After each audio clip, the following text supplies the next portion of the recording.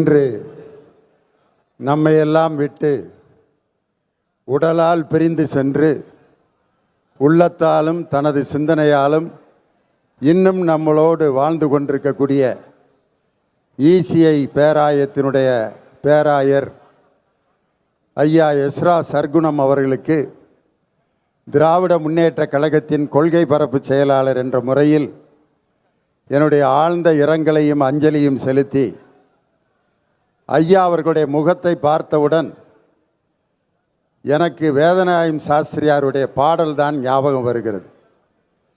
வாருமையா போதகரே வந்தமிடம் தங்கிகிரும் சேருமையா பந்தியினில் சிறியவராம்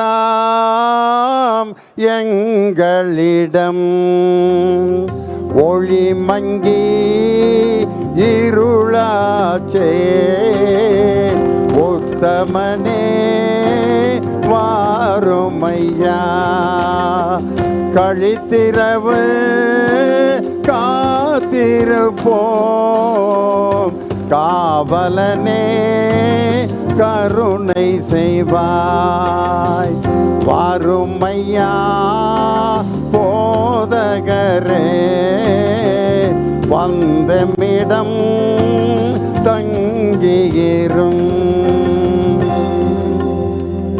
இயேசுவினுடைய வார்த்தைகளில் ஒடுக்கப்பட்டோருக்கு உரிமை வாழ்வும் சிறைப்பட்டோருக்கு விடுதலையும் துயருற்றோருக்கு மகிழ்ச்சியும் தருவேன் என்று சொன்ன இறைமகன் இயேசுவின் சிந்தனையையும் சமத்துவம் சமூக நீதியை வலியுறுத்தும் திராவிட சிந்தனைக்கும் இரண்டுக்கும் மையப்புள்ளியாக செயல்பட்டவர் நமது பேராயர் எஸ்ரா சர்க்குணம் அவர்கள்.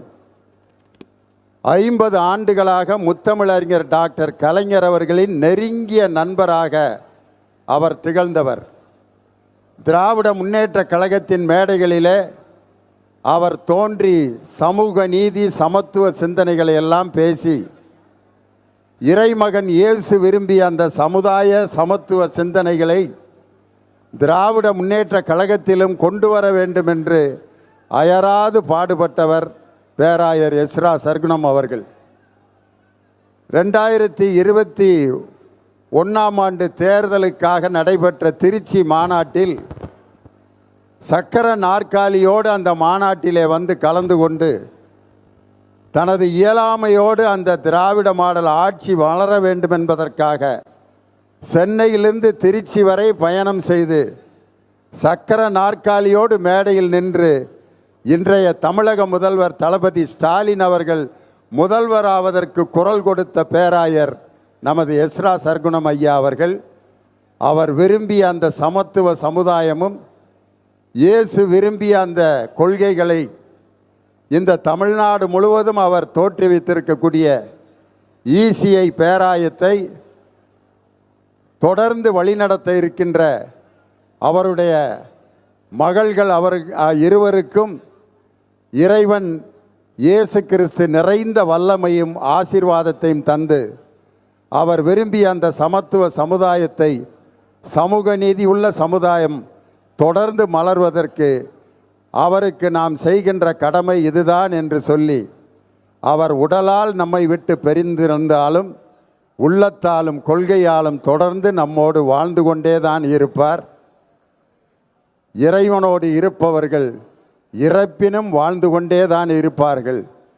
அவர் இன்று இறந்தாலும் நம்மோடு தொடர்ந்து வாழ்ந்து கொண்டே தான் இருப்பார் என்று சொல்லி அவருக்கு என்னுடைய ஆழ்ந்த அஞ்சலியையும் அவர் விரும்பிய அந்த சமத்துவ சமுதாயம் உருவாக நானும் திராவிட முன்னேற்ற கழகத்தில் அவர்களுடைய இடத்தை நாங்கள் இருந்து அவர் விரும்பிய அந்த சமுதாயத்தை மலர வைப்போம் என்ற உறுதியை இந்த நேரத்திலே சொல்லி ஐயா அவர்களுடைய ஆன்மா சாந்தி அடையட்டும் என்று சொல்லி திராவிட முன்னேற்ற கழகத்தின் சார்பாக என் ஆழ்ந்த இரங்கலையும் அஞ்சலியும் செலுத்த நான் கடமைப்பட்டிருக்கிறேன்.